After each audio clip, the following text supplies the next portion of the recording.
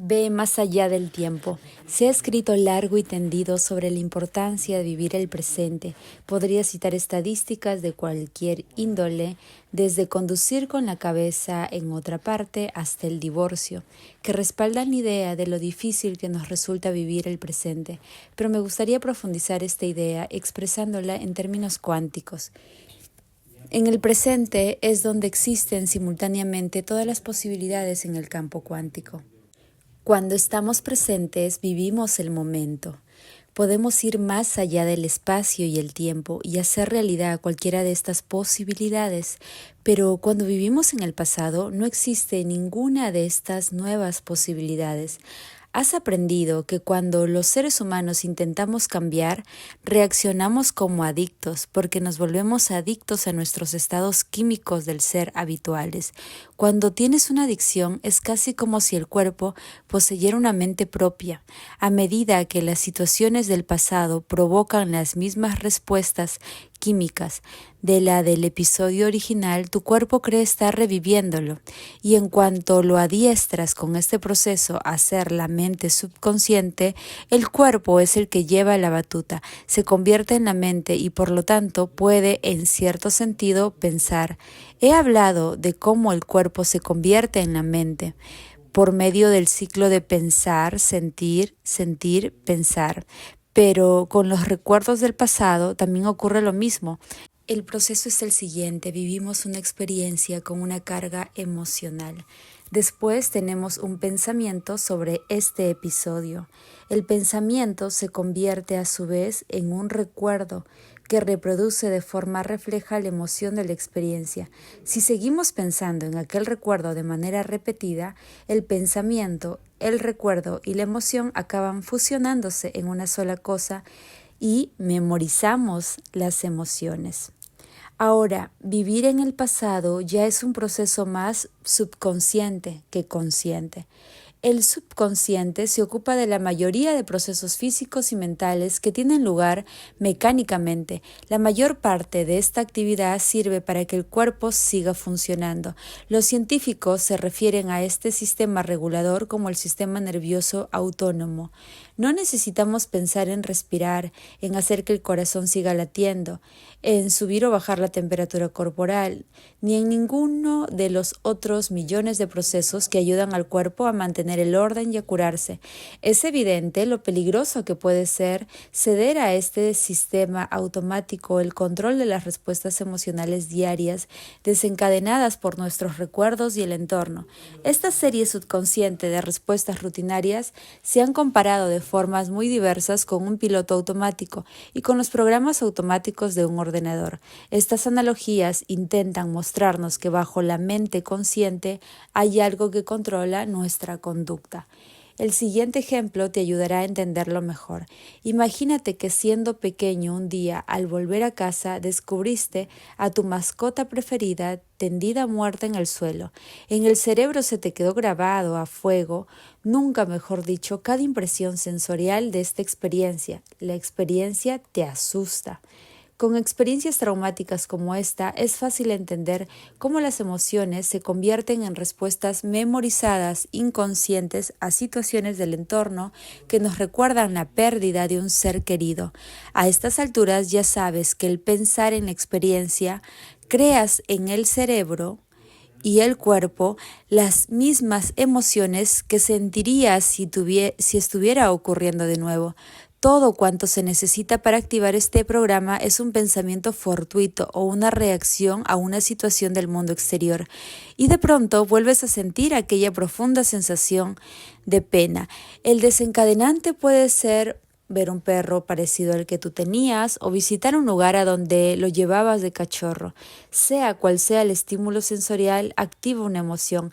Estos desencadenantes emocionales pueden ser evidentes o sutiles, pero todos te afectan a nivel subconsciente y antes de poder procesar lo ocurrido, vuelves a sentir ese estado emocional químico de pena, rabia y tristeza. En cuanto te sucede, el cuerpo es el que dirige la mente. Aunque intentes salir de ese estado emocional, siempre te sientes como si estuvieras más allá de tu control. Piensa en Pavlov y sus perros. En la última década del siglo XIX, un joven científico ruso ató varios perros a una mesa, tocó una campanilla y luego les dio una sabrosa comida. Con el tiempo, después de ser expuestos muchas veces al mismo estímulo, los perros se ponían a salivar al oír la campanilla. Es la llamada respuesta condicionada y este proceso es automático. ¿Por qué? Porque el cuerpo empieza a responder de manera autónoma, piensa en el sistema nervioso autónomo. La cascada de reacciones químicas desencadenadas en cuestión de milisegundos cambia el cuerpo fisiológicamente y ello ocurre a nivel subconsciente sin que apenas nos demos cuenta o de manera automática. Es una de las razones por la que nos cuesta tanto cambiar. Aunque creamos vivir en el presente, el cuerpo, mente subconsciente está viviendo en el pasado. Si esperamos que suceda en el futuro una situación previsible basándonos en un recuerdo del pasado, estamos viviendo como esos canes. Una experiencia vivida con alguien o algo en particular en un determinado momento y lugar nos hace responder fisiológicamente de manera automática o autónoma. En cuanto abandonamos las adicciones emocionales procedentes del pasado, ya no habrá nada que active los programas automáticos del antiguo yo. Así pues, es lógico que aunque pensemos o creamos vivir en el presente, lo más probable es que nuestro cuerpo esté viviendo en el pasado. De las emociones al estado de ánimo, el temperamento y los rasgos de personalidad. ¿Cómo se habitúa el cuerpo a vivir en el pasado? Por desgracia, para la mayoría de las personas, como el cerebro funciona mediante la repetición y la asociación de ideas, no es necesario vivir un gran trauma para que el cuerpo se convierta en la mente. Los desencadenantes más pequeños pueden producirnos respuestas emocionales que nos parecen incontrolables. Por ejemplo, vas en coche al trabajo, haces una parada en la cafetería habitual para tomarte tu café preferido, pero descubres que ya no les queda. Decepcionado te dices, ¿cómo es posible que una empresa tan importante como esta no tenga una buena provisión de un café con tanto éxito? Al llegar al aparcamiento de tu lugar de trabajo te irritas al ver un coche aparcado en tu espacio favorito y cuando coges el ascensor descubres exasperado que alguien que lo ha usado antes que tú ha pulsado todos los botones. Cuando por fin llegas a la oficina, un compañero te pregunta, ¿qué te pasa? Hoy pareces estar de mal humor. Le cuentas tu historia y él te entiende perfectamente. Se la resumes diciendo, estoy de mala leche, pero se me pasará. Pero no se te pasa. Un estado de ánimo es un estado químico del ser, por lo general de corta duración, la expresión de una prolongada reacción emocional, algo en tu entorno, en este caso, el camarero que no ha sido capaz de satisfacer tus deseos y otros pequeños incidentes, desencadena una respuesta emocional. Como las sustancias químicas de esta emoción no se usan al instante, sus efectos duran un rato, se llama periodo refractario. Es el tiempo que abarca desde el inicio de la liberación de estas sustancias hasta que el efecto disminuye. Cuanto más dura el periodo refractario, más experimentan esos sentimientos. Cuando el periodo químico refractario de una reacción emocional dura horas o días, es ya un estado de ánimo. ¿Qué ocurre si este estado de ánimo persiste? A partir de aquel día no has estado de demasiado buen humor y ahora durante la reunión de trabajo, al echar un vistazo a tu alrededor, lo único que se te ocurre es que alguien lleva una corbata horrenda y que el tono nasal de tu jefe es peor que el chirrido de unas uñas arañando una pizarra. Cuando llegas a este punto, ya no es solo un estado de ánimo, sino que estás reflejando un temperamento, la tendencia a expresar de forma habitual una emoción a través de determinadas conductas. Un temperamento es una reacción emocional con un periodo refractario que dura de semanas a meses. Pero cuando el periodo refractario de una emoción dura meses y años, esta tendencia se transforma en un rasgo de personalidad. En este punto, los demás te describen como un amargado, resentido, iracundo o criticón. Los rasgos de nuestra personalidad suelen basarse en emociones pasadas. La mayoría de las veces la personalidad, como pensamos, actuamos y sentimos, está anclada en el pasado. Por eso, para poder cambiar nuestra personalidad, debemos cambiar las emociones memorizadas. Deja de vivir en el pasado. Si vives en un futuro previsible, no cambiarás. Hay otra cosa que nos impide cambiar. Quizá también estemos acostumbrados al cuerpo, al ser la mente para vivir un futuro previsible, basado en el recuerdo de un pasado conocido con lo que nos perdemos el precioso ahora. Como ya sabes, podemos acostumbrar al cuerpo a vivir en el futuro, aunque claro está, esto puede servirnos para mejorar nuestra vida, como cuando nos concentramos en una nueva experiencia como hizo mi hija al crear el trabajo de verano deseado en Italia, como su historia demuestra, si nos concentramos en una situación futura deseada y planeamos cómo nos prepararemos o comportaremos, llega un momento en que vemos ese posible futuro con tanta claridad y concreción que nuestro pensamiento empieza a transformarse en la experiencia. En cuanto el pensamiento se convierte en la experiencia, genera una emoción. Cuando empezamos a sentir la emoción de una situación antes que ésta se materialice, el cuerpo, como mente inconsciente, comienza a responder como si la situación ya estuviera sucediendo. Pero, ¿qué ocurre si empezamos a anticipar una experiencia futura no deseada o incluso nos obsesionamos con el peor de los escenarios basándonos en un recuerdo del pasado? Seguimos programando el cuerpo para que experimente una situación futura antes de que ésta ocurra. Ahora el cuerpo ya no vive en el presente o en el pasado, sino en el futuro, pero en un futuro basado en alguna construcción del pasado. Cuando esto ocurre, el cuerpo no sabe distinguir la situación real de la imaginada. Como creemos que lo más probable es que esa situación imaginada nos pase en la vida, el cuerpo se prepara para ella y empieza a vivirla de una forma muy real. El siguiente ejemplo muestra cómo vivimos en el futuro basándonos en el pasado. Imagínate que te han pedido que des una conferencia ante 350 personas, pero te da miedo hablar en público por los recuerdos de las desastrosas charlas que diste en el pasado. Cuando piensas en la conferencia, te imaginas plantado ante la audiencia, tartamudeando y perdiendo el hilo de los pensamientos. Tu cuerpo empieza a responder como si esta situación del futuro estuviera ocurriendo. Los hombros se te tensan, el corazón te martillea en el pecho y te pones a sudar profusamente. Mientras te imaginas el tan temido día, haces que tu cuerpo ya esté viviendo esta estresante realidad. Absorto en la posibilidad de fracasar de nuevo y obsesionado con ello, no dejas de pensar en esa temida realidad. La mente y el cuerpo polarizados van del pasado al futuro una y otra vez y en consecuencia te estás privando de la novedad de un maravilloso resultado en el futuro. Como un ejemplo más universal de vivir en un futuro previsible, pongamos que durante muchos años al despertar por la mañana llevas a cabo de manera automática las mismas acciones de siempre. El cuerpo está tan acostumbrado a esa rutina diaria que pasa de una tarea a otra casi mecánicamente. Das de comer al perro, te cepillas los dientes, te vistes, preparas el té, sacas la basura, coges las cartas del buzón, captas la idea, ¿no? Aunque te despiertes pensando hacer algo distinto, vuelves a lo mismo de siempre, como si no pudieras evitarlo. Después de haber memorizado esta clase de acciones durante 1 o 2 décadas, tu cuerpo ha aprendido a esperarlas. En realidad, como subconscientemente lo has programado a vivir en el futuro, esto te permite dormirte detrás del volante, incluso se podría decir que ya no eres tú el que conduce. Ahora tu cuerpo no puede existir en el presente, se ocupa de dirigirte haciendo funcionar un montón de programas inconscientes, mientras tú te acomodas en el asiento del copiloto y dejas que te lleve a un destino rutinario y conocido.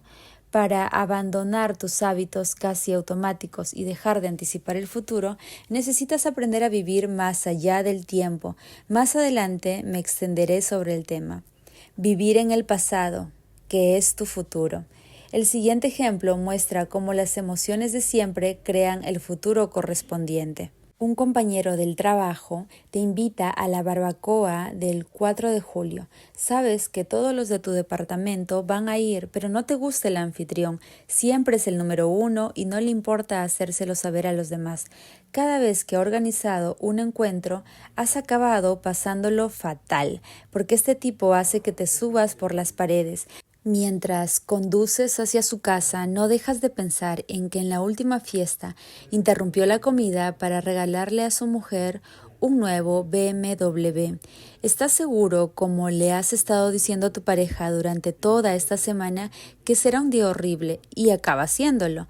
Te ponen una multa por saltarte un stop. Un compañero tuyo derramó una cerveza sobre tus pantalones y la camisa, y la hamburguesa, al punto que has pedido, está poco hecha. Pero, dada la actitud, tu estado del ser, con la que has ido a la fiesta, ¿cómo podías esperar que las cosas te fueran mejor? Te has despertado esperando un día horrible y ha acabado siéndolo. Has estado pasando de tu obsesión con un futuro no deseado, anticipando lo que sucedería, a vivir en el pasado, comparando el estímulo que estabas recibiendo con lo que recibiste en el pasado, para crear más de lo mismo.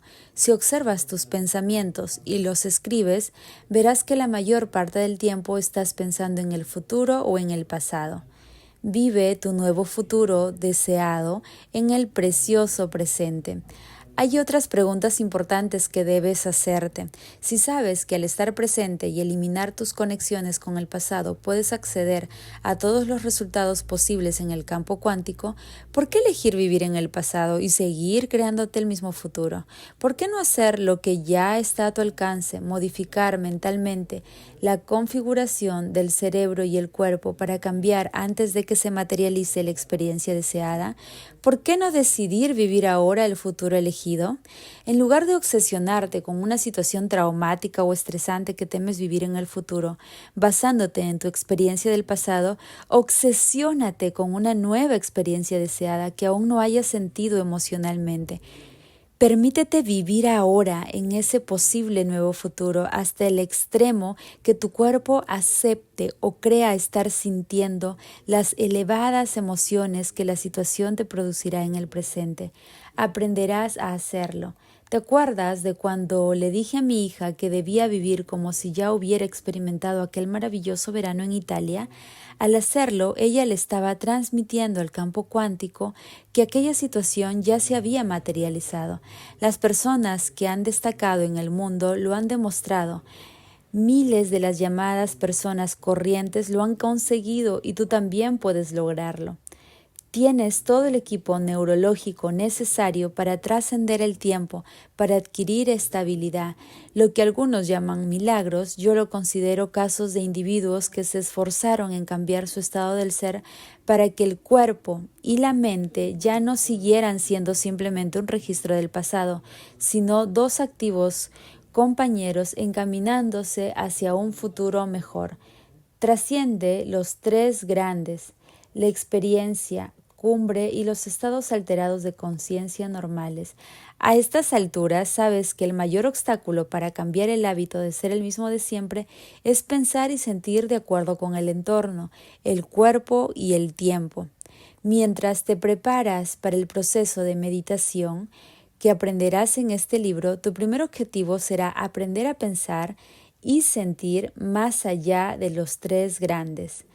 Me apuesto lo que sea a que en algún momento de tu vida, quizás incluso con frecuencia, has pensado más allá del entorno, el cuerpo y el tiempo. Esos momentos en los que trasciendes los tres grandes es lo que algunos llaman un estado de fluir. Hay varias formas de describir lo que sucede cuando el entorno, el cuerpo y la noción del tiempo desaparecen y nos olvidamos del mundo. Cuando doy charlas, les pido a los asistentes que me describan algún momento creativo en el que estuvieran tan enfrascados en algo o tan relajados y a gusto que entraron en un estado alterado de conciencia.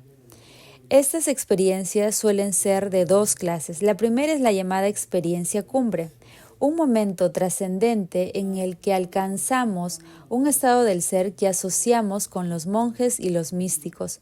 Comparado con este episodio tan espiritual, la otra clase de experiencia puede parecer más mundana, ordinaria y prosaica, pero esto no significa que sea menos importante. Mientras escribía este libro, viví muchos momentos normales como estos, aunque no tan a menudo como me hubiera gustado. Cuando me siento a escribir, suelo tener muchas otras cosas en la cabeza: mi cargada agenda de viajes, mis pacientes, mis hijos, mi equipo de trabajo, lo hambriento, soñoliento, feliz que me siento. Si es un buen día, cuando estoy inspirado y las palabras fluyen sin ningún esfuerzo, siento como si mis manos y el teclado fueran una prolongación de mi mente. No soy consciente de mis dedos moviéndose por el teclado ni de mi espalda apoyada en el respaldo de la silla. Los árboles mecidos por la brisa que veo desde la ventana del estudio desaparecen y la pequeña tensión en mi cuello ya no me distrae. Estoy completamente concentrado y absorto en las palabras que aparecen en la pantalla del ordenador y de pronto descubro que, aunque parezca haber transcurrido tan solo un instante, ya hace 1 hora o más que estoy escribiendo. Seguramente a ti también te ha ocurrido algo parecido mientras conducías, veías una película, disfrutabas de una cena en una buena compañía, leías, tejías, tocabas el piano o simplemente estabas sentado en medio de la naturaleza en un lugar silencioso. No sé si a ti también te pasa, pero después de vivir uno de esos momentos en los que el entorno, el cuerpo y el tiempo parecen desaparecer, me siento como nuevo. No siempre se dan mientras estoy escribiendo, pero al terminar de escribir mi segundo libro, descubrí que ahora me ocurren más a menudo. A base de práctica he conseguido controlar el estado de fluir y ahora ya no es una experiencia tan fortuita o imprevista como antes. Trascender los 3 grandes para vivir esta clase de momentos es esencial para despojarte de tu mente y crear otra